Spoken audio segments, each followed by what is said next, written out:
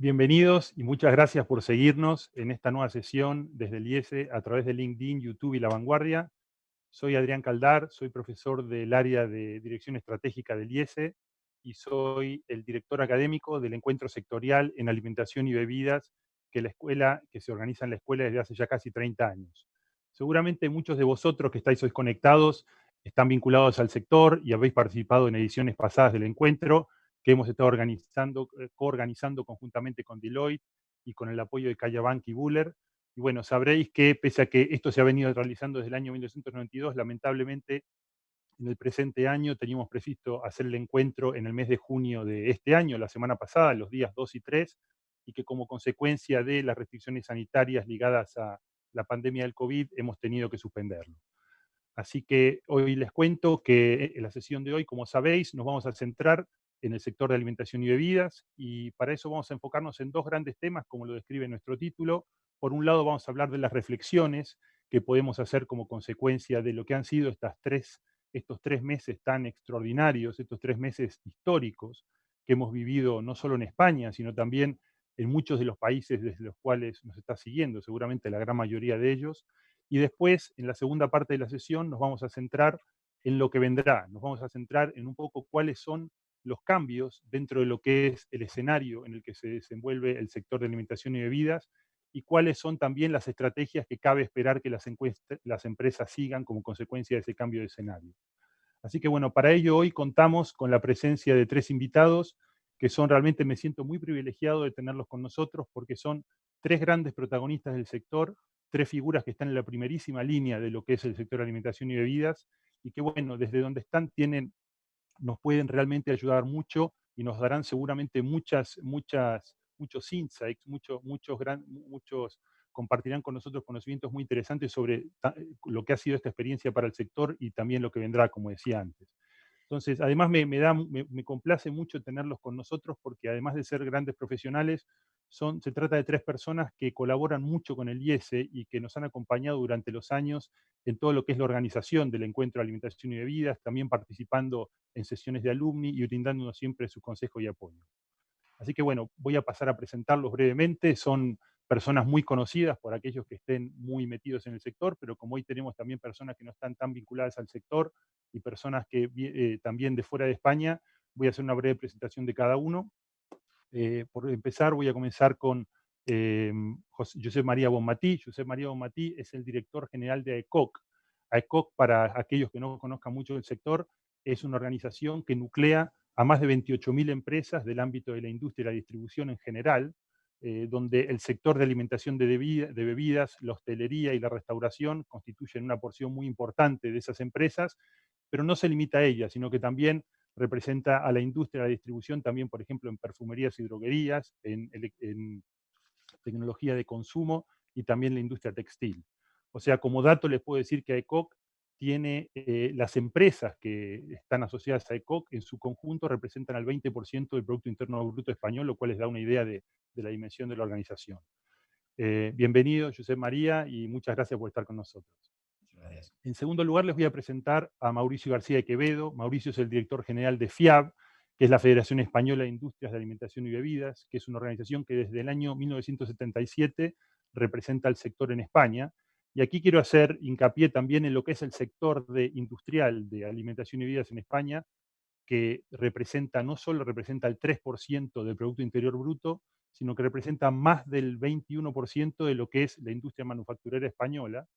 Y no solo eso, sino que no solo es grande, sino que también me gusta siempre decir que es muy competitiva, ¿no? O sea, el sector industrial de alimentación en España, o sea, tiene una competitividad que se ve a las claras de forma empírica por el hecho de que conocemos cuáles son, esencialmente por el comercio exterior que le aporta al país cada año, ¿no? Las exportaciones vinculadas a la industria de alimentación orillan en el orden de los 30.000 millones de euros y le generan al país unos excedentes en el sector, unos excedentes digamos, de comercio, de balanza comercial de entre 7 y 8.000 millones de dólares. Así que bueno, creo que también es importante esto, y bueno, este comercio se da en 2/3 de esas exportaciones se dan en el ámbito de la Unión Europea, y los países que siguen a los de la Unión Europea luego son Estados Unidos China y Japón, que son importantes compradores de productos industriales españoles. Así que Mauricio, también muchísimas gracias por tenerte con nosotros. Muchas gracias, Adrián. Finalmente quiero presentarles a Josep Tejedo. Josep Tejedo es el director general de Mercabarna. Mercabarna es una empresa pública que ha unificado los mercados mayoristas de fruta, verdura, pescado, carne y flores. Está ubicada, Mercabarna ocupa 90 hectáreas en la zona franca de Barcelona, y también aquí estamos hablando de una organización de muchísimo impacto, y creo que un dato evidente de que esto es así es el hecho de que es el mercado mayorista más importante de Europa en todo lo que es frutas, verduras y pescado. Y también no solo eso, sino que también creo que es muy interesante mencionar que dentro de ese espacio de 90 hectáreas que abastece a muchísimos mercados municipales, tiendas, supermercados, restaurantes en Cataluña, en España, y también exporta a muchos países extranjeros, dentro de esas 90 hectáreas tenemos a 700, nada menos que 700 empresas operando, especializadas dentro de todo lo que tiene que ver con los productos frescos y congelados, tanto como empresas de importación, de exportación, de elaboración y de distribución. Así que, como ven, tenemos a tres grandes protagonistas de tres organizaciones muy importantes. Muchísimas gracias, Josep. Y bueno, creo que ya dicho esto, solo quería hacer un pequeño aviso, que es que avisarles, como habitualmente hacemos en estas sesiones, que una vez acabada esta transmisión podrán disponer de la grabación en LinkedIn, y que los animo a que en la parte de comentarios de la plataforma nos coloquéis las preguntas que les parezca relevante y que tengáis interés en presentar a nuestros invitados, y las iremos, dentro de la medida de las posibilidades, las iremos haciendo llegar a ellos durante la sesión. Así que bueno, dicho esto, arrancamos con la sesión, que al final de nuestra conversación tendremos unos minutos específicamente dedicados a preguntas. Y bueno, quería abrir nuestra discusión de esta tarde, nuestra conversación de esta tarde, con una pregunta de profesor de gestión, ¿no? O sea, estamos aquí en el IESE, en una escuela de dirección, y nos interesa todo lo que tiene que ver con lo que está pasando en la dirección de empresas, y obviamente los cambios que se van dando y los desafíos que encuentran los altos directores de las empresas. Por lo tanto, creo que no hace falta elaborar mucho en lo que la crisis del COVID ha sido rica en traernos cambios de todo tipo. Mi primera pregunta para los tres es, como altos directivos de vuestras organizaciones y también como altos directivos de organizaciones que están en contacto con muchísimas empresas y donde han visto las tomas de decisiones y las decisiones de gestión y dirección que se han tomado en estas empresas, ¿qué nos podrían destacar como los temas más desafiantes y los temas más importantes que han tenido que afrontar los altos directivos de la industria de alimentación y bebidas durante estos últimos 90 días? Y quería empezar por Mauricio, y después me gustaría, por supuesto, escuchar las opiniones de los tres. Hombre, yo creo que los dos temas esenciales que hubo que hacer frente al principio de toda esta situación, que era desconocida para todos, absolutamente para todos, fue primero liderazgo, es decir, echarte la compañía a las espaldas para organizar lo que era una situación muy desconocida y atípica, tanto en la gestión de los equipos, los que quedaban parados, como los comerciales, los que tenían que seguir trabajando, como la producción, ¿no?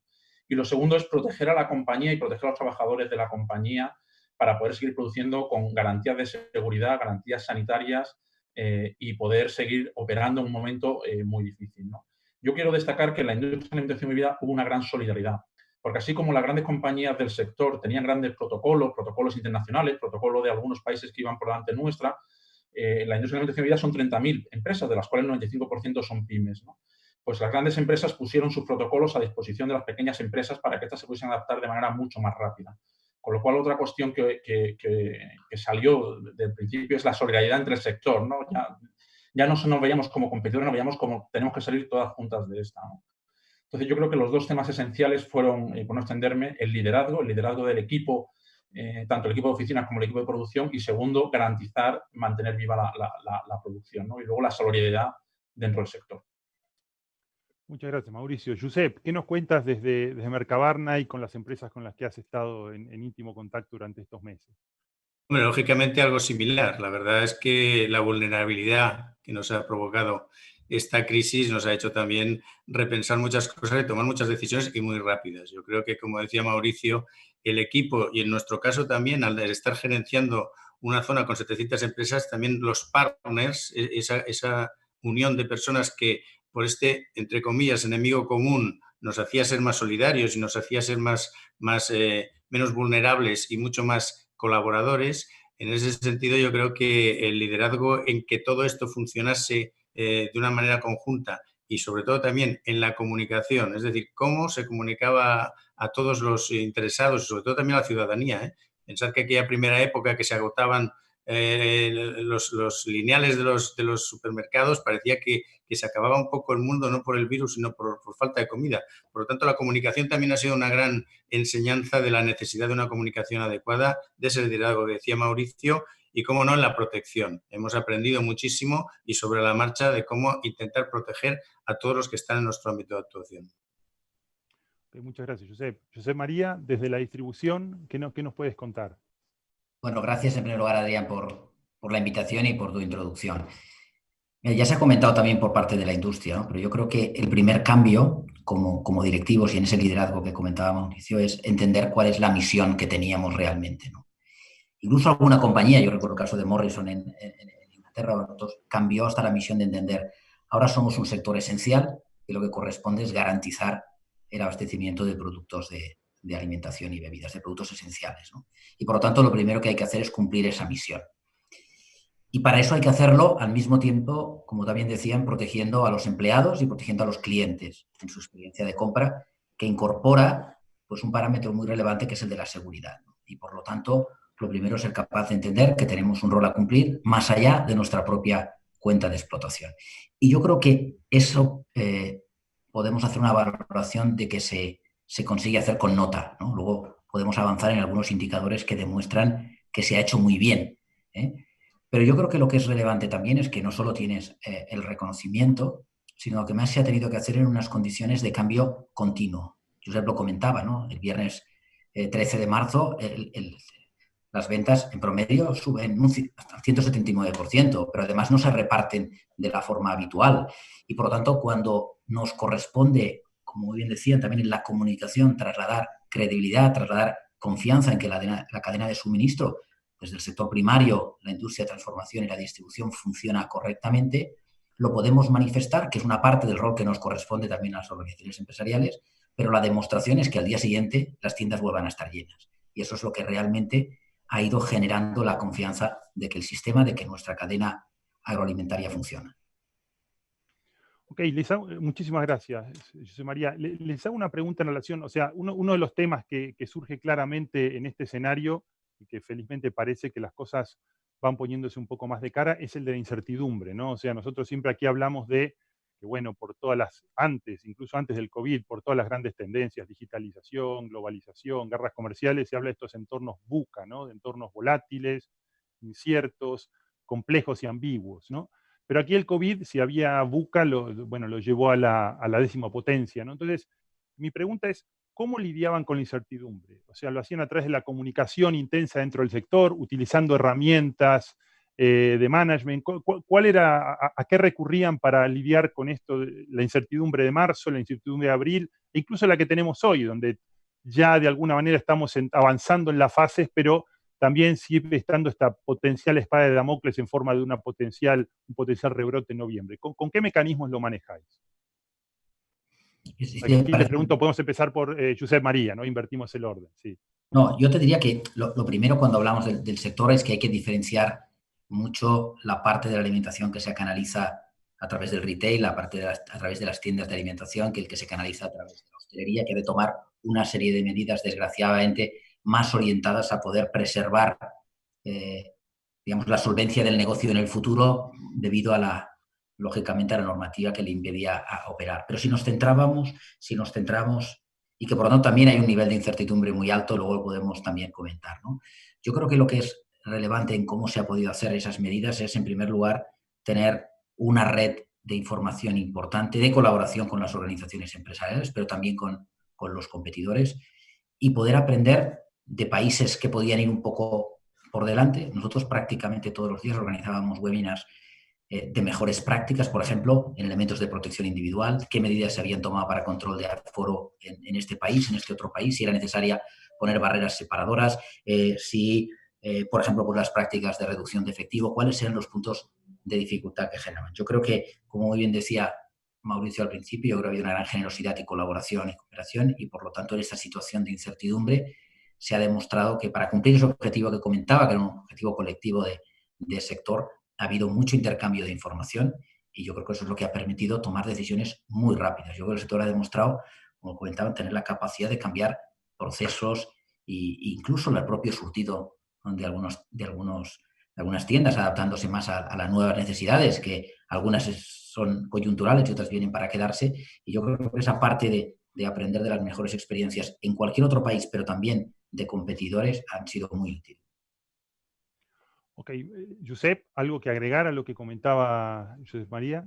No, es que se puede suscribir prácticamente todo. Yo creo que la incertidumbre y el miedo son dos grandes adversarios y combatirlos no es lo mismo que combatir una necesidad de cuota de mercado o una necesidad financiera, que está mucho más acostumbrado pues, los gerentes y los directores a ello, ¿no? Yo creo que aquí, en esta comunicación y en esta solidaridad común, en la cual muchas empresas, incluso competidoras, compartían ese objetivo común, ha hecho que, por ejemplo, nadie haya tenido ninguna duda de la fiabilidad de los alimentos. Esto no es una casualidad. La gente tenía dudas de la mascarilla, de los sistemas, de dónde se contagia, cuánto tiempo está el virus vivo. Nadie ha tenido duda de eso. Y en cuanto hemos hecho entre todos la comunicación correspondiente sobre el abastecimiento total que tendría la ciudadanía, tampoco nadie ha tenido duda y se ha hecho mucho más flexible todo el tema de compras y demás. Por lo tanto, yo creo que lo que comentaba Josep María, en el sentido de decir, oye, esa incertidumbre, ¿cómo se ha ido modulando a través de la comunicación y a través de una rara unión de todo el mundo, incluso competencia, como para que esto fuera un objetivo común? Muchas gracias. Mauricio. A mí me gustaría destacar dos cosas, Adrián. La primera, yo creo que desde que el 14 de marzo se hizo el confinamiento hasta el 15 de abril, yo no sentí ninguna incertidumbre, ninguna. Aquí estamos todos solo para sacar esto adelante. O sea, el foco era en el corto plazo, pero el corto plazo de las próximas 6 horas. ¿Qué va a pasar las próximas 6 horas? Y eso fue lo que nos mantenía en un constante presión diaria. Nosotros todas las tardes a las 6 teníamos reunión de urgencia con el Ministerio de Agricultura, el Ministerio de Industria, para que la industria de alimentación y bebidas no parase. Entonces, estábamos en el corto plazo.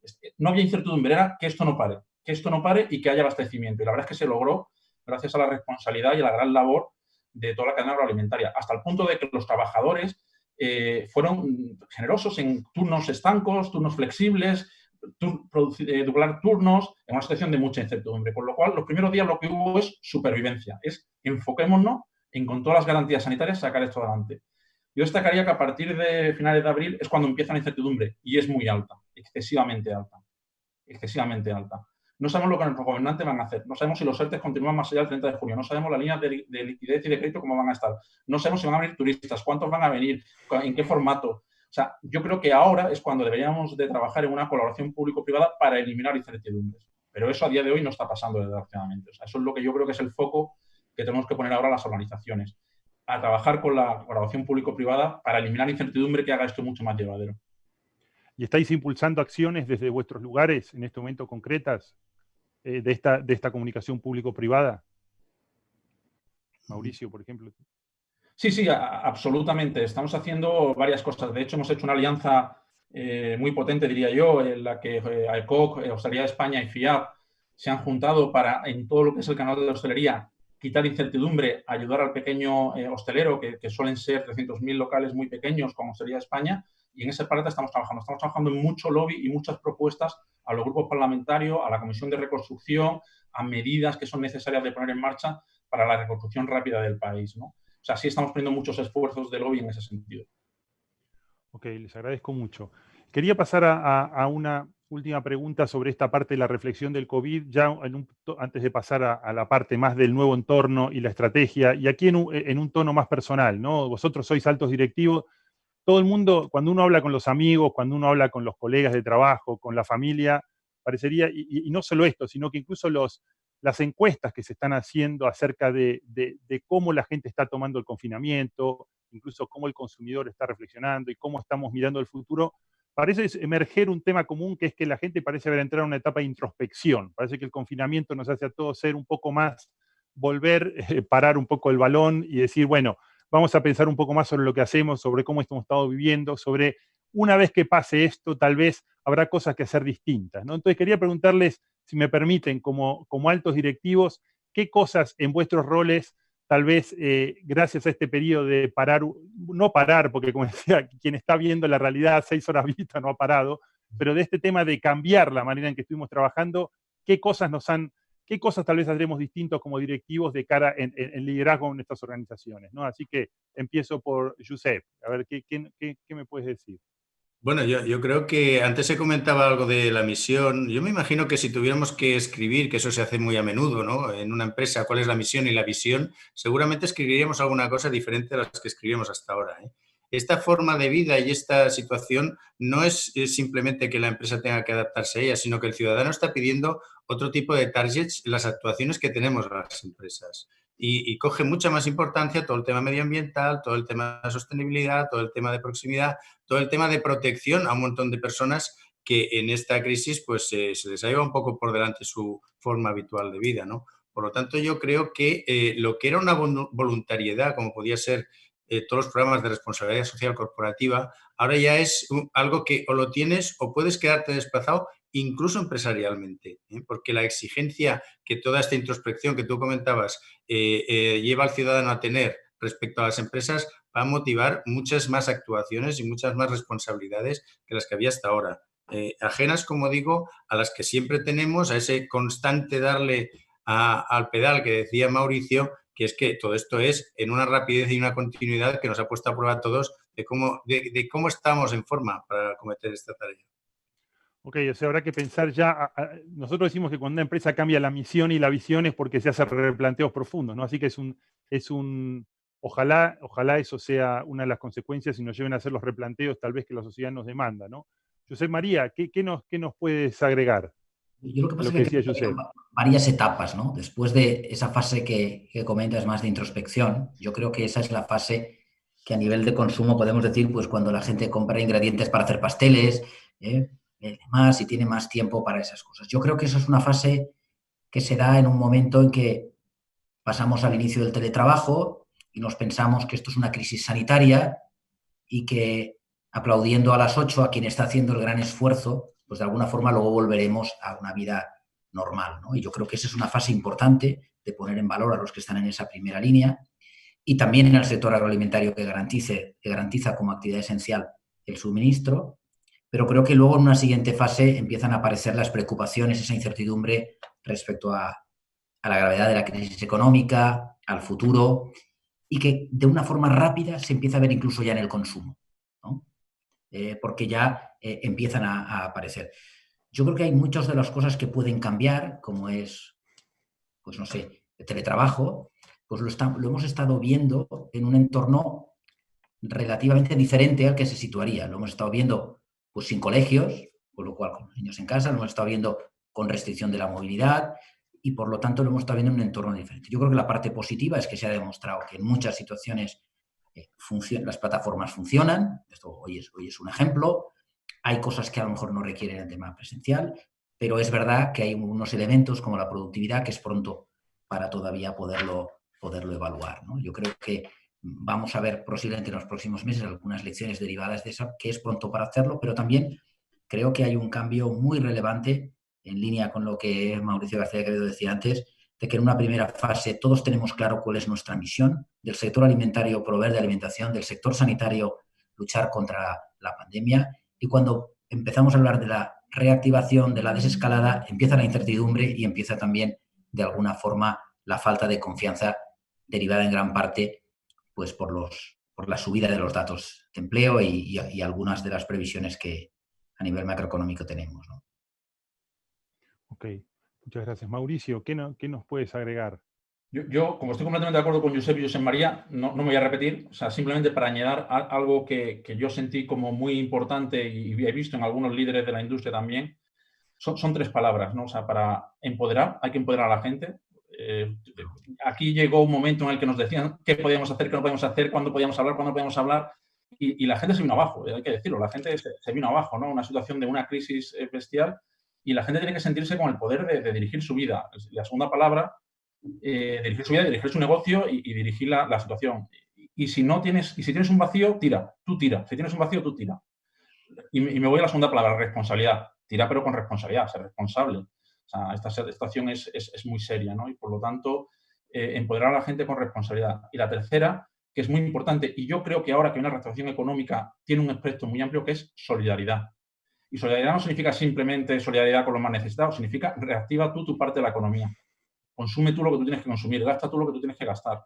Entonces, esas 3 palabras son las que para mí en esta época de introspección, aparte de lo que han comentado mis compañeros, son eso: empoderamiento, responsabilidad y solidaridad. Bueno, les agradezco mucho y la verdad me anima a escucharlos porque son todas palabras que tienen que ver con los valores que creo que nadie en la sociedad estaría en desacuerdo, que son valores relevantes, son valores trascendentes y ojalá, digamos, colectivamente podamos, más allá de lo que la coyuntura nos haya hecho pensar, digamos, que quede, si todo lo malo que ha habido tal vez pueda dejar este sedimento en forma de que como empresarios y como consumidores y todo el mundo de alguna manera nos comportemos más de acuerdo a estos valores que están diciendo, con visiones un poco, con ideales más nobles, ¿no? Así que yo creo que ojalá así sea. Entonces les propongo ahora pasar a la segunda parte de lo que sería el título de la sesión, que era la parte de retos estratégicos, ¿no? Y aquí de nuevo el profesor de estrategia, cuando habla de estrategia, habla de entorno y después habla de lo que yo puedo hacer como organización en ese entorno. Entonces quería empezar por el tema del entorno, ¿no? Yo aquí recuerdo en conversación con algunos de vosotros y también las que tenemos aquí internamente dentro de Industry Meetings, con María Puig, que es la directora de Industry Meetings, y con Julia Schifra, que es la directora ejecutiva del Encuentro Sectorial de Alimentación de Bebidas, entre otros encuentros. Y bueno, íbamos hablando con vosotros y con el Consejo Asesor sobre los temas del sector, que eran los temas que venían los últimos 2 o 3 años y quien esté familiarizado con el sector conoce muy bien el desafío de hacer bien la omnicanalidad, el food tech y las grandes innovaciones tecnológicas y de producto a nivel de industria, a nivel de sector primario, de distribución, las marcas con valores, que esto es algo que a partir de lo que vosotros nos estáis contando, parece que es algo una tendencia que probablemente se refuerce. También se hablaba mucho, se habla de los productos biológicos y también de ciertos tipos de productos también de cercanía, y por supuesto del gran impulso que ha dado, digamos, el comportamiento del consumidor de cara a ser exigente a nivel de los envases y concretamente toda la movilización popular en torno al tema de tratar de reducir los plásticos y la regulación gubernamental inspirada en la Unión Europea que viene en consecuencia. Y ese era un poco el set de temas, ¿no? La guerra comercial de Trump y China, que nos puede rebotar en Europa, etc. Bueno, mi pregunta ahora es, ese era el escenario de febrero, nos vino el COVID, y la pregunta es, por un lado, de esas cosas que he mencionado, ¿no? ¿Cuáles creéis vosotros que se reforzarán como consecuencia de esto? Ahora, cuando empecemos a hablar del segundo semestre de 2021, y ya voy recibiendo preguntas sobre el 2021, que les voy a colocar en pocos minutos, ¿cuáles de estas tendencias de alguna manera se refuerzan, se aceleran en función de lo que pasó? ¿Cuáles de estas tendencias seguirán igual? O sea que de alguna manera, aunque hayamos tenido este terremoto en el medio, bueno, esta tendencia era tendencia y seguirá haciéndolo. ¿Y cuáles, por el contrario, pasarán un poco digamos, a la hornalla, digamos, del fondo con poco fuego, ¿no? Pasarán un poco, pierden un poco de momentum ante esta realidad? Eso por un lado, ¿no? ¿Qué se enfatiza más? ¿Qué seguirá igual? ¿Y qué dejará de ser tan importante de lo que teníamos? Y la otra parte de la pregunta muy importante es, ¿qué nuevas tendencias vemos? ¿Qué cosas de las que en febrero nadie estaba hablando, ahora veis como factores que tenemos que volver a ecuacionar en nuestros entornos, ¿no? Y creo que aquí los que estén en el sector les interesa muchísimo esta respuesta porque es de alguna manera vosotros como pocos podés pintar este panorama sectorial por la gran cantidad de sensores que tenéis, ¿no? Así que ahora empiezo por Josep María. ¿Qué te parece, Josep María? ¿Qué se enfatizó, qué quedó igual, etcétera? Has comentado muchos temas, ¿no? Entonces, como somos 3, yo si te parece, comento algunos y así. Fantástico.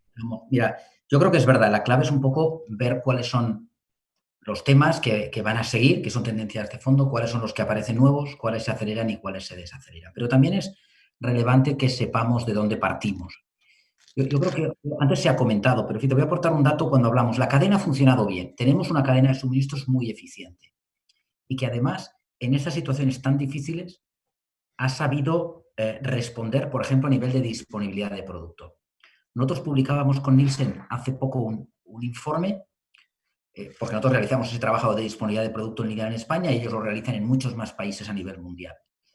Y de todos los países analizados, España conjuntamente con Canadá, éramos los 2 países con un nivel de roturas durante el COVID menores.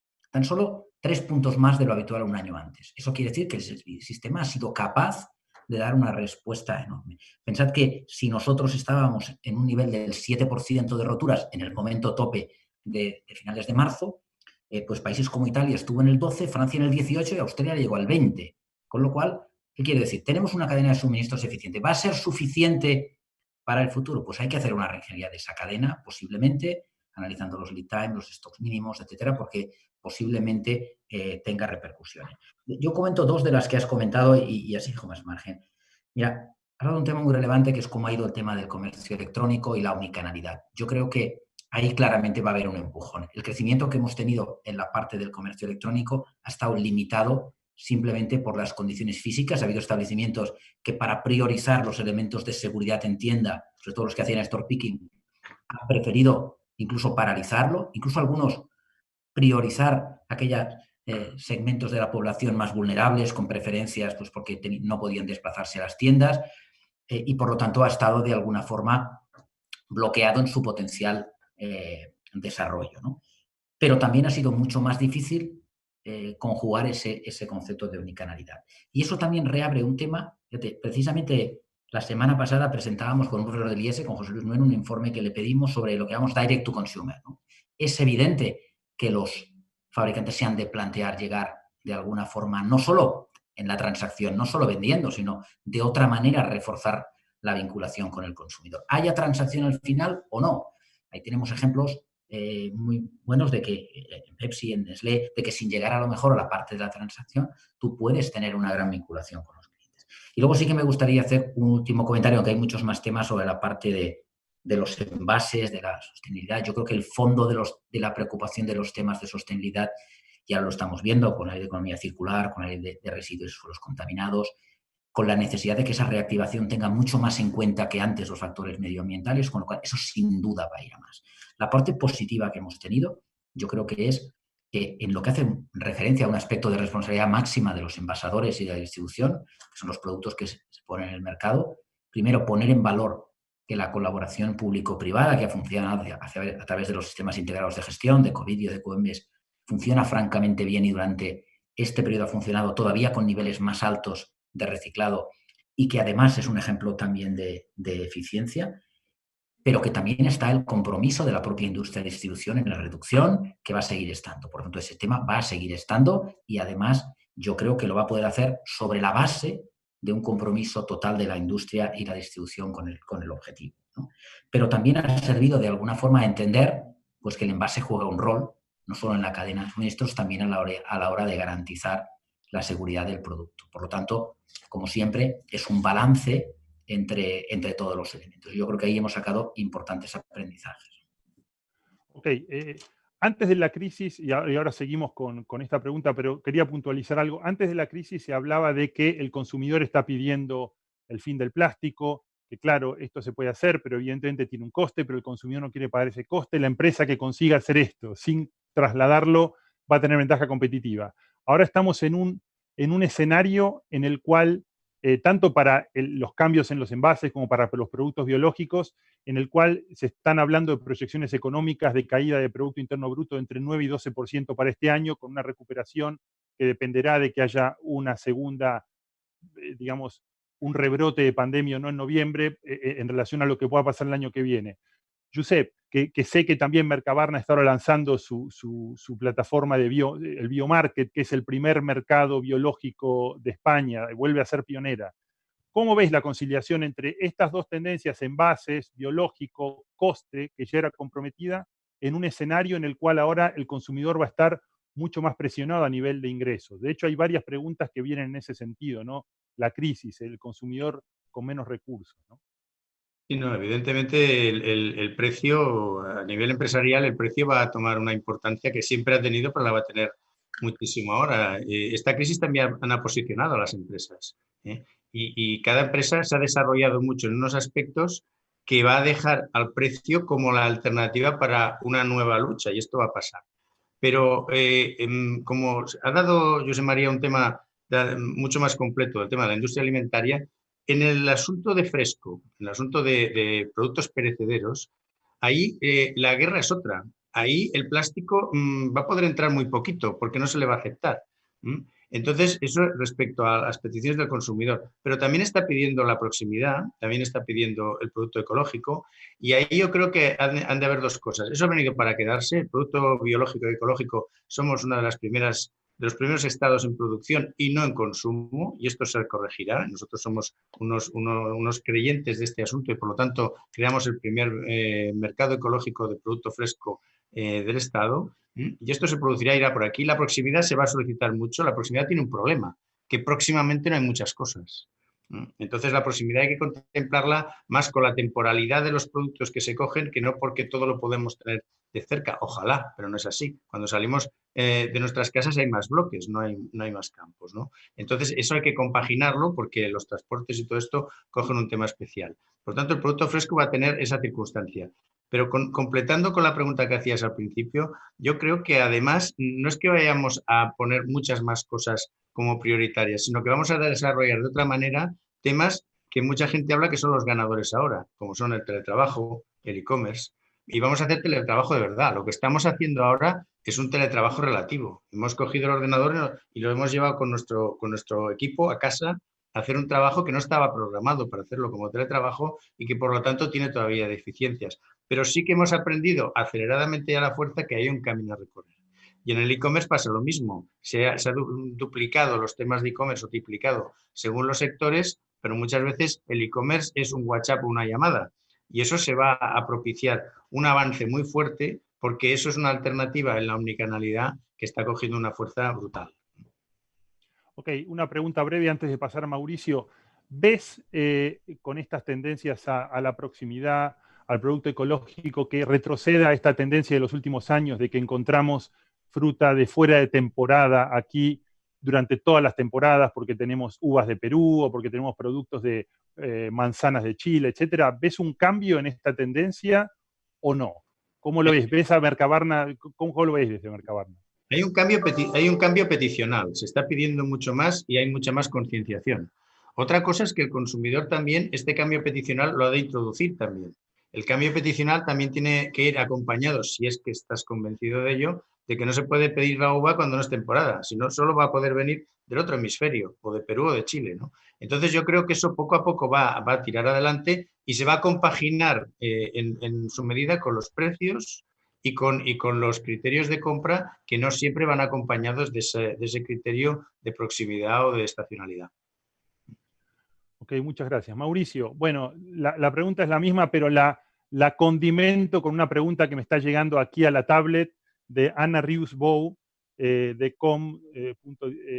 bueno, directora, que nos pregunta por el famoso tema de la marca de distribución, ¿no? Así que bueno, dentro del contexto de la pregunta te introduzco eso. La pregunta es, ¿volverá con fuerza ante la falta de solvencia de los compradores? Así que bueno, como para poner aderezo a la pregunta original. Perfecto. Yo empiezo con la pregunta original y acabo respondiendo eso, Sí. No quiero evitar la respuesta. Sí. Yo creo que las grandes tendencias, como ha dicho José María, no van a variar. La sostenibilidad, el medio ambiente, lo ecológico, lo bio, lo fresco. O sea, yo creo que eso va a continuar. Pero tenemos dos momentos, o esta crisis a la industria de la alimentación y bebida le ha traído dos oportunidades. Una es la reputación. Justo antes de esta crisis había una tendencia muy Nutri-Talibán, muy de contra toda la industria de alimentación y bebida, contra los productos elaborados, se inventaban términos para intentar afectar, había tendencias de consumo. Yo creo que lo que se ha puesto manifiesto es que una industria potente, bien estructurada, a una sociedad le hace mucho bien y le hace trabajar de una manera muy buena. Entonces, yo creo que tenemos que reivindicar a la sociedad el papel que hemos hecho como cadena agroalimentaria y ese momento de reputación mantenerlo en el tiempo. Y es nuestra responsabilidad hacerlo. La segunda, que es que se daba por gratuito, parecía que eso no importaba, pero importa y mucho, es la seguridad alimentaria. Este país tiene la mejor seguridad alimentaria del mundo. Y aquí se frivolizaba con ese asunto y hoy ya se tiene muy claro que eso es un tema fundamental, ¿no?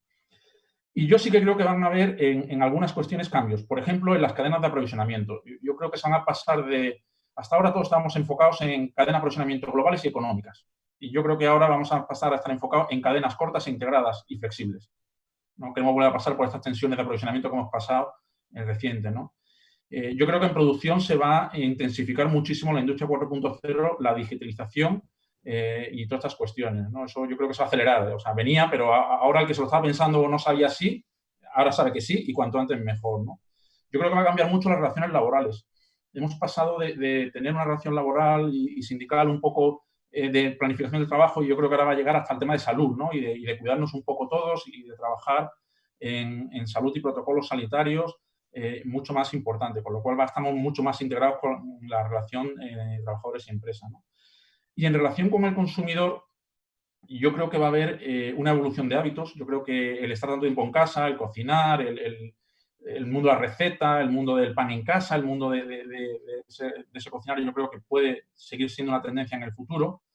Y creo que en función de cómo se desarrolle la crisis económica, habrá más o menos penetración de la marca blanca. Esto lo vimos en el 2012 y es una cuestión puramente de crisis económica. Si hay crisis económica, pues normal, la gente tiende a abaratar su cesta de la compra y va a productos de precio, ¿no? Y si el consumidor o la crisis o las expectativas no son tan malas, yo creo que la marca juega un papel esencial también, y yo creo que el portfolio de productos de la categoría pues está muy equilibrado. Ahora veremos cómo esta crisis, lo profunda que es y lo potente que es, afectará de una manera u otra. Ok, y si tuvieras que, dentro de lo que es la industria, del punto de vista de la marca de industria, ¿qué nuevos atributos trabajarías? ¿Qué recomendarías al sector de la industria para contraponer esta situación de crisis y esperado retorno o esperado, digamos, vuelta del crecimiento de la marca blanca? ¿Por dónde tendrían que ir los mensajes, la comunicación? Diferenciación de valores de seguridad alimentaria, relación con la comunidad local, y relación con la solidaridad, el empleo y la calidad del empleo, ¿no? Yo creo que hay que darle una visión a la sociedad de el papel que juega tu compañía más allá del producto que vendes. Yo creo que eso va a ser un papel fundamental en el corto y medio plazo.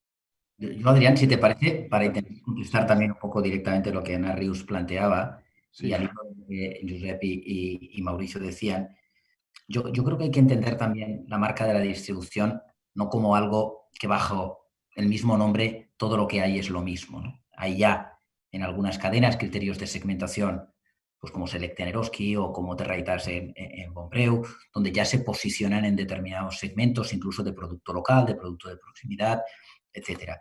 Y luego en el crecimiento, yo creo que hay una parte muy relevante que es la ligada, como muy bien decía Mauricio, al precio, pero también, y pasa exactamente igual con el tema de los productos ecológicos, los bio, etcétera. No es solo la calificación del producto. O sea, al final, excepto cuando hay una venta directa al consumidor, al final hay una experiencia de compra en el conjunto en un establecimiento. Y quien de alguna forma, tenemos algún ejemplo, incluso dentro del propio Consejo Asesor en el IS, con concepto a nivel de retail tremendamente trabajado, donde no solo es el producto, donde es la puesta en escena y donde está teniendo un tremendo éxito como concepto, porque transmite proximidad, transmite directo al campo, pero también transmite muchos otros valores. Y por tanto es el conjunto. Y la parte de la marca de distribución pasa igual. En el momento en que hay que conseguir un ahorro en la parte que dedicamos a la alimentación, a la limpieza, al cuidado personal, pues en general la forma de ahorrar del consumidor a veces es con las ofertas, a veces es de otras maneras, pero también es a veces al incorporar ese tipo de productos. Entonces, en definitiva, lo que quiero decir es que también hay una parte del crecimiento que va ligado al crecimiento que las enseñas que más peso tienen de marca propia tienen, ¿no? Y que de alguna forma, pues lógicamente contribuye y que en muchos casos han sido las compañías con un nivel de expansión mayor, ¿no? Okay, muchas gracias, José María. Bueno, si les parece bien, voy a dar, ya estamos entrando en los 15 minutos finales de esta sesión, y tenía la intención de habilitar este periodo, sobre todo para las preguntas que nos están llegando en gran número de parte de quienes nos acompañan hoy, ¿no? Y quería aprovechar que estaba con José María y comenzar contigo, porque bueno, como habíamos comentado al inicio y como en alguna otra conversación reciente, dentro de lo que fue la suerte de las empresas que están vinculadas de modo amplio a nuestro sector, hay dos grandes historias, ¿no? La historia de la alimentación en casa, que ha crecido y que, bueno, ha tenido estos picos y estas tensiones a nivel industrial, y que, bueno, pero que a nivel de volumen ha tenido un periodo, digamos, de no solo que se ha mantenido, sino que en líneas generales al menos las ventas han incrementado. Y por otro lado tenemos la historia de la hostelería y la restauración, que todos conocemos, que han cerrado a cal y canto, y donde, bueno, tanto quienes están en ese sector como quienes están desde la industria muy direccionados a abastecerlos, han tenido una época obviamente difícil, ¿no? Que es algo por todos conocido. Y aquí tengo dos preguntas en ese sentido que quería empezar por José María, colocártelas. La primera es, ¿Cuáles son las principales acciones que promueve el sector para reactivar la demanda? Es una pregunta de Manuel Asla. Y la segunda pregunta que está ligada a esto es ¿qué perspectivas de caída vemos en el consumo fuera del hogar para ya el 2021? ¿No? Ya sabemos que este año va a ser bastante difícil, pero nos preguntan viendo un poco más allá. Entonces, primero, principales acciones y tendencias para el 2021. José María, si te parece. Bueno, la segunda pregunta, en el fondo, va a depender de lo que hagamos ahora, ¿no? Y eso es muy relevante. Luego avanzo en el tema. Yo creo que, y agradezco muchísimo la pregunta, porque, como muy bien decía Mauricio, lo primero que conjuntamente FIAP, Hostelería de España y AECOM vimos es que las consecuencias sobre el sector de la hostelería de esta crisis podrían ser muy relevantes y lo primero, por lo tanto, era tener los datos y aportar primero lo que supone para el conjunto de la economía española este sector, muy relevante y muchísimo más si encima consideramos toda la cadena de valor aguas arriba, ¿no? No solo son 300.000 establecimientos, 1.700.000 empleos, sino parte de nuestra cultura, parte de nuestra vida y, por lo tanto, un sector con características que le hacen especialmente vulnerable, ¿no? Pues una dimensión pequeña, pero también baja liquidez, baja capitalización y que, por lo tanto, ante una paralización de la actividad requería de medidas que le ayudasen. Unas muy fundamentalmente ligadas a disponer de liquidez. Yo creo y coincido que esa primera etapa de los créditos y a través del ICO ha funcionado bien, digamos. Podría haber ido mejor, pero de alguna forma lo ha aportado. Pero ahora estamos en una fase en la que no es suficiente la parte, por ejemplo, de los ERTE, ¿no? A mí me parece que parte de lo que está retrayendo las aperturas es la inseguridad jurídica que el tránsito de los expedientes de regulación temporal de empleo de fuerza mayor a fuerza parcial está ocasionando. Ya no es solo un tema de que, como bien decía, incertidumbre de junio, septiembre, diciembre, sino también que hay cláusulas como la de salvaguarda de empleo en una situación que es difícilmente previsible, que no sabemos cómo estará la demanda en septiembre, en octubre, en noviembre.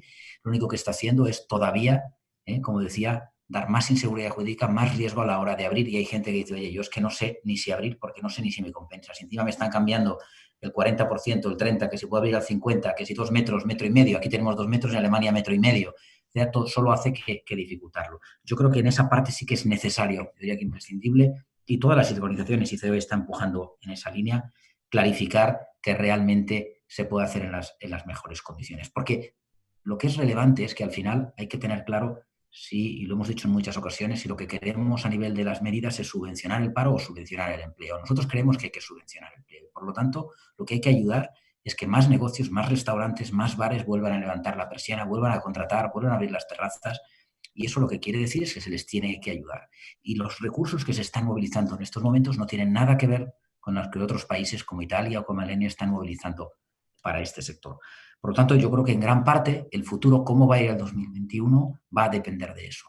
La parte positiva es que yo creo que por parte del consumidor, y lo estamos viendo hoy mismo, lanzábamos de una forma abierta, conjuntamente, como decía, con la Hostelería de España y con FIAP, no el proyecto de Juntos con la Hostelería, pero sí la campaña Bares y Restaurantes Patrimonio de la Humanidad 2020, y la reacción en solo 2 días es espectacular. ¿Por qué? Porque la gente es un sector que quiere volver a tener esas experiencias. Todos tenemos nuestras experiencias de vida ligadas a un bar, a un restaurante, a las celebraciones, y por lo tanto la parte positiva es que si conseguimos de alguna forma que el turismo vuelva, muy difícil en al menos en los niveles anteriores, pues el sector se puede recuperar más rápido. Yo diría que las perspectivas, nosotros hemos dado algunos datos, todavía los hay peores, pero que un 20-30% pueda cerrar, van a ser reales si eso no se produce, si no se toman las medidas adecuadas. Y luego, en cuanto a algunas tendencias, claro, antes se ha comentado el tema del teletrabajo. El teletrabajo, incluso algunas jornadas, cambia radicalmente los hábitos también. Y por lo tanto hay que ver si en parte va a perjudicar a lo mejor a la hostelería, pero a lo mejor va a beneficiar al delivery en alguna parte. Yo creo que eso está todavía por ver en la medida en que se consolide, ¿no? Pero un poco por contestar claramente, el 21 va a depender clarísimamente de que se ayude a las empresas que sigan en el mercado y continúen su actividad. Muchísimas gracias, María. ¿Me permites, Adrián? ¿Quieres agregar algo? Sí, yo quiero, si me permites, sí, creo claro. que se ha instalado en la sociedad y en los periodistas una imagen de que la parte de la industria que está en la alimentación ni sufre ni va a padecer, todo lo contrario, tiene una oportunidad y va a crecer, y esto no es así. O sea, lo que ha habido es un pico de demanda originada por una absoluta crisis de confianza del consumidor. Pero esto la siguiente semana ya se vieron que fueron bajando y el resto de año que nos queda va a ser muy duro. O sea, que creo que dar una imagen simplista o cuando dicen, oye, esta categoría de productos ha subido no sé cuánto por ciento durante la pandemia, no es verdad. Si suman la suma de todos los consumos que se hacían, es mucho menos de lo que se consumía antes. Pero son medidas que se toman de una manera parcial y dan una imagen distorsionada de la realidad del sector. Simplemente quería aclarar. Ok, muchas gracias, Mauricio. Bueno, aprovecho y sigo contigo. Hay una pregunta. Tú antes comentabas el tema de cadenas de valor más cortas, de una evolución a nivel industrial. Aquí hay una pregunta que nos coloca Patricio Garrido de Inducern, y él nos dice, ¿cómo podemos luchar como sector para romper la hegemonía de China como proveedor de materias primas básicas?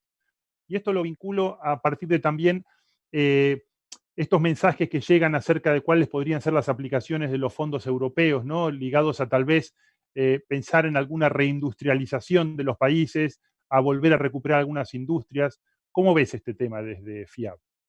Yo estoy completamente de acuerdo, Adrián, lo he dicho antes. O sea, yo creo que se ha producido un cambio de paradigma en el sector, en la mayoría de los empresarios del sector, en el que ya no busco una cadena de aprovisionamiento global lo más económica y competitiva posible, ahora busco unos flujos de aprovisionamientos que sean estratégicos y que sean controlables y que me den garantías, ¿no? Por lo tanto, yo creo que va a haber un replanteamiento y además que no estén solo todo en el mismo cesto, sino que tengan la capacidad de reaccionar, ¿no? Con lo cual, yo sí que creo que vamos a ver una alteración en los próximos meses de la cadena de aprovisionamiento de la industria de alimentación y bebida a una cadena más próxima, a una cadena más estratégica, a una cadena donde el coste no va a ser el elemento fundamental, porque se ha pasado muy mal en algunos momentos durante la crisis y se ha puesto manifiesto la debilidad del sistema ante esta situación. ¿Y ves al sector público, al gobierno, viendo esto y apoyando, digamos, con esta abundante financiación que al menos parece que se espera desde Europa hacia esta reconversión?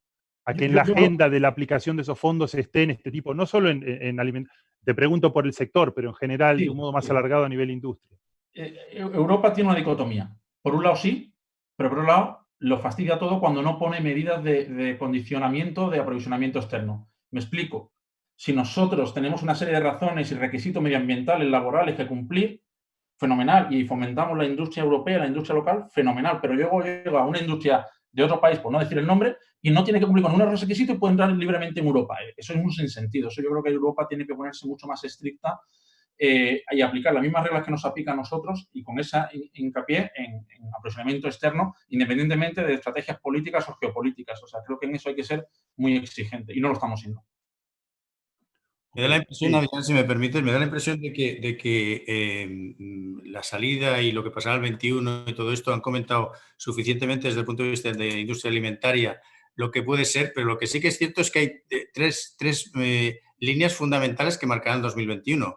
Turismo, por supuesto, Canal Horeca, por supuesto, y si la gran cantidad de fondos que en volumen televisionado son un montón de dinero, llegan a los sitios que tienen que llegar. Yo estoy también de acuerdo que si llegan a subvencionar algo estaremos en un mal camino. Si llegan a provocar el mantenimiento de eso que ha flojeado para que el tema tire para arriba, las cosas serán diferentes. Yo prefiero que haya buenos fondos para sustentar empresas que tienen futuro y que se digitalicen, que es un tema que hemos aprendido, que el que estaba un poco más digitalizado o menos ha tenido una alternativa diferente dentro de esta crisis que el que estaba simplemente intentando ver cuál sería su futuro, y en ese sentido creo que estas tres de esto marcarán un poco lo que el 2021 puede dar de sí en el sector de la alimentación.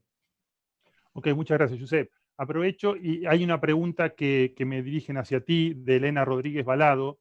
Me pregunta, ¿qué se puede hacer para paliar los efectos más crueles de, digamos, las consecuencias económicas de la pandemia a nivel de filantropía o a nivel desde cómo lo veis desde Mercabarna, ¿no? Pensando en aquellas personas sociales que queden más desfavorecidas? ¿Cómo lo están viendo? Es una pregunta que, por supuesto, me interesa la respuesta de los tres. Está dirigida primero a Josep, pero creo que es importante.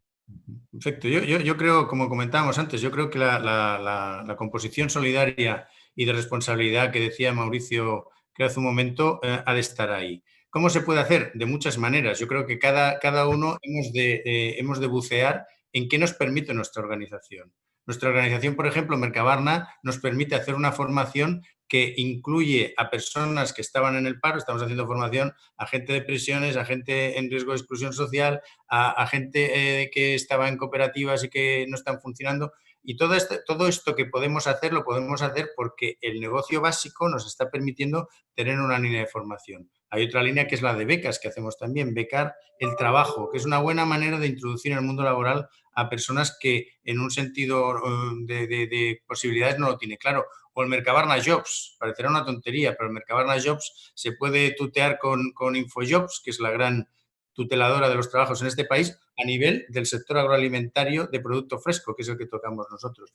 Por lo tanto, yo creo que hemos de introducir en los temas de los que peor lo pasan este tema. Lo que peor tenemos, y que lo hacemos mucho, es ayudar al más necesitado. Ojalá el Banco de Alimentos no existiera, y Josep María está en su consejo, pero lo ayudamos muchísimo porque en este momento hace falta y hay que tocar las campanas por la solidaridad que están teniendo toda esta industria agroalimentaria que decía Mauricio, a veces vituperada, todos los mayoristas que a veces dicen que son los intermediarios de no sé qué y que en realidad estamos provocando centenares de miles de kilos que se deriven hacia personas necesitadas. Por lo tanto, creo que tenemos siempre un espacio que si somos capaces de articularlo bien y llevarlo a cabo, nos da unas alternativas para ese componente de ayuda a lo que ha creado esta pandemia también, que son gente realmente en un nivel crítico de subsistencia.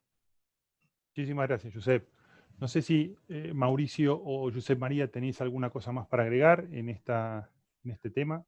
Bueno, muy rápido, si te parece, como lo he comentado, yo lo primero que diría es que es verdad que ha crecido enormemente la necesidad. El otro día desde la Fundación Banc dels Aliments dábamos un dato de que ya se ha alcanzado el número de personas que requiere de la atención que estuvo en el pico de la crisis de 2008-2012. Y eso se ha conseguido, o se ha alcanzado desgraciadamente en 3 meses, con lo cual las perspectivas son tremendamente negativas, ¿no? Pero por contra, poner en valor la solidaridad del sector. Venimos de que también las donaciones se han multiplicado y yo creo, Mauricio lo sabe mejor, ayer o anteayer la propia industria alimentaria inició una cadena de donaciones de gran peso de las principales empresas. Y eso es, incluso nosotros en la propia página web de AECO, que está toda la parte de acción social, lo que todas las empresas han estado haciendo y están haciendo en ese ámbito de la acción social y que se están multiplicando. Pero también poner en valor que la propia creación de riqueza en las industrias, de creación de empleo, de pago de los impuestos en las comunidades donde operan, la industria y la distribución tiene una implantación a lo largo de todo el país y, por lo tanto, crea mucha riqueza. Los temas de formación dual es tremendamente activo. Y también no olvidar que es evidente que hay que contribuir, como decía antes, a esa parte, pero que la responsabilidad mayor está en la continuidad del negocio y en la protección. Y ya digo, hay ejemplos de solidaridad en grandes, en medianas y en pequeñas, y yo creo que en muchas de las páginas web de nuestras organizaciones las podemos ver. Muchísimas gracias, José María. Así que bueno, si les parece, estamos llegando ya a la parte final de nuestra sesión, así que quiero darles una vez más las gracias por haber participado de esta sesión, por haber compartido con tanta generosidad vuestro tiempo y vuestros conocimientos. Y bueno, quiero también decirles que me llegan aquí los datos de nuestros compañeros que están relevando el chat y dice que hay muchísimos mensajes que básicamente de dar comentarios de elogio hacia cómo se ha desempeñado el sector. Creo que existen pocas dudas de que por muchas de las cosas que vosotros mencionasteis, pero además por lo que la gente percibe en el día a día, el sector en un momento muy difícil ha respondido muy bien, y ciertamente porque venía trabajando bien desde antes. Y bueno, y también hay muchos comentarios de darle enhorabuena a las 3 instituciones, así que bueno, se los quiero transmitir y me sumo yo mismo a esa enhorabuena. Muchísimas gracias por esta sesión. Antes de terminar, quería hacer algunos comentarios finales para todos los que nos están acompañando. Les quiero recordar lo que dije antes, que esta sesión ya va a estar ahora, en cuanto terminemos, disponible en LinkedIn para todos aquellos que quieran volver a verla, y estará también en YouTube dentro de todo el banco de sesiones de webinars que el IES ha organizado desde que empezó el estado de alarma. Les informo que la semana que viene estaremos de nuevo con vosotros, el día 16 de junio, a esta misma hora, a las 4 de Europa Central de España, con 2 profesores, Fred Krautchuk y Fede Sabría, quienes van a hablar de Managing Complexity in the New VUCA Environment. Hablábamos antes del VUCA Environment. Bueno, mañana tendremos una sesión la semana próxima centrada específicamente en este tema, acompañados, como es habitual en muchas de estas sesiones por nuestro querido profesor y amigo de mi departamento de estrategia, Mike Rosenberg. Y bueno, finalmente que los invito a visitar la web del IESE, www.iese.edu, donde pueden encontrar, bueno, todas las novedades sobre la escuela, todas las próximas actividades que organizamos y explorar las iniciativas que estamos desarrollando. Así que bueno, nuevamente muchas gracias por estar conectados y nuevamente muchas gracias a nuestros invitados por estar aquí. Hasta pronto. Muchas gracias. Gracias, Adrián. Gracias.